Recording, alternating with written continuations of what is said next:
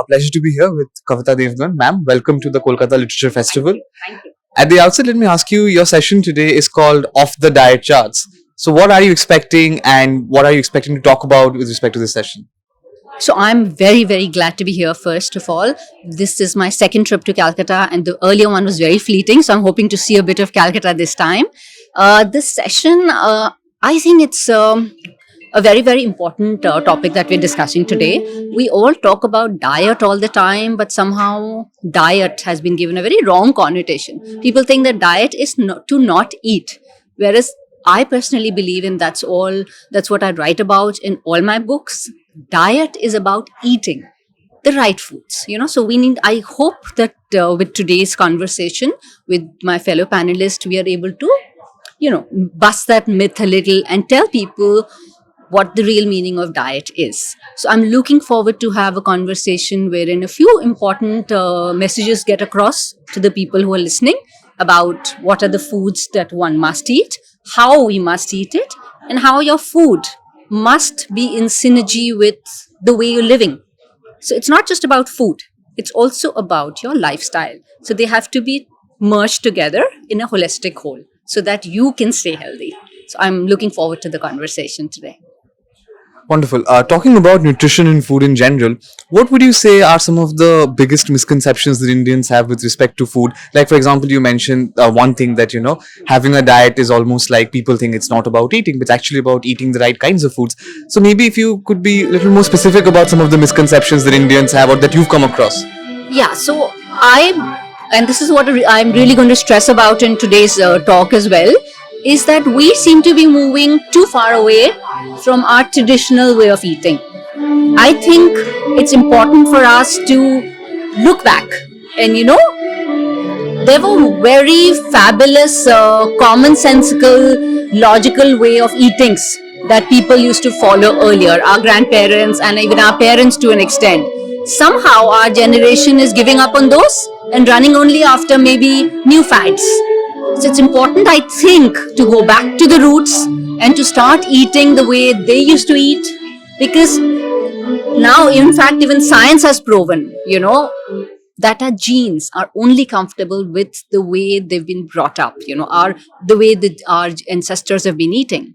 Simple reasons. If I have to give you very simple, specific examples, which I talk about in my book Ultimate Grandmother Hacks, my second book, which is the closest to my heart as well, is that why is a little bit of ghee on the fulka so important?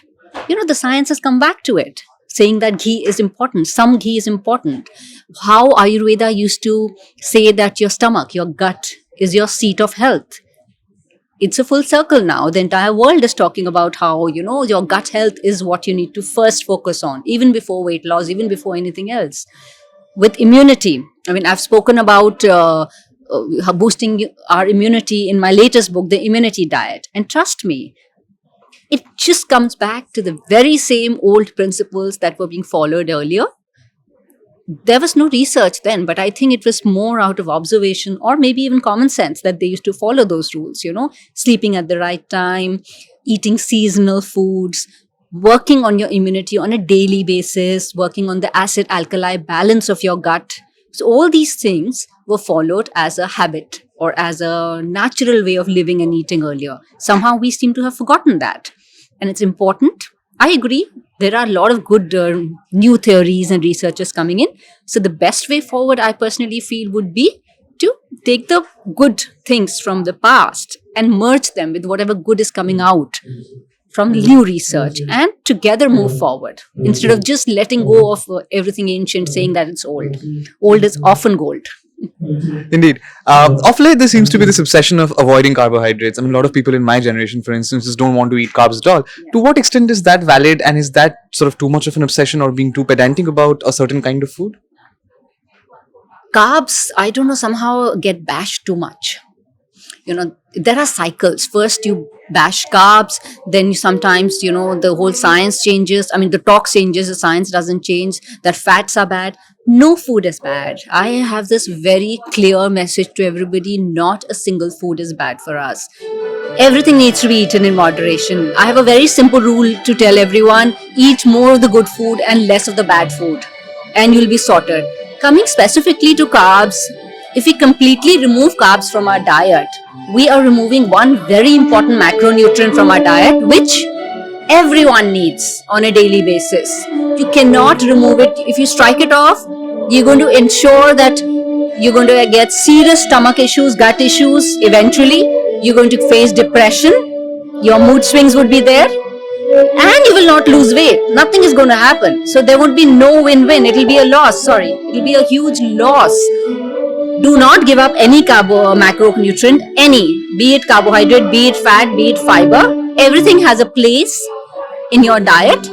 That said, if you're eating way too much of carbohydrate, which people tend to do, we say that we are vegetarians, but unfortunately, I remind everyone all the time, we are not vegetarians, we are grainitarians.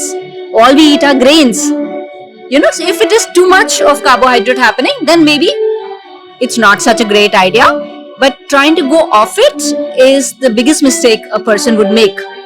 So avoid it. My final question is about Kolkata. So, in the time that you spent in the city, what have you made of the city's food culture or in general about its nutritional habits? So I'm looking forward to maybe enjoy a traditional Bengali meal either today or tomorrow. That's the time I have. So if any suggestions, please do send them in where to go. I don't know so much about it. I haven't, like I said, I haven't visited Calcutta so much. This is my second time only. But whatever little I've gleaned, I do have a lot of Bengali friends, and whatever little I've gleaned from them and from my general observation is that people here still stick to at least some basic traditional rules of eating, which in my book is the best way to eat. So if that is happening, if I'm right, I think you guys are way ahead of the curve as far as the rest of the country is concerned. And so keep it up. Thank you so much, ma'am. Have a great time at KLF.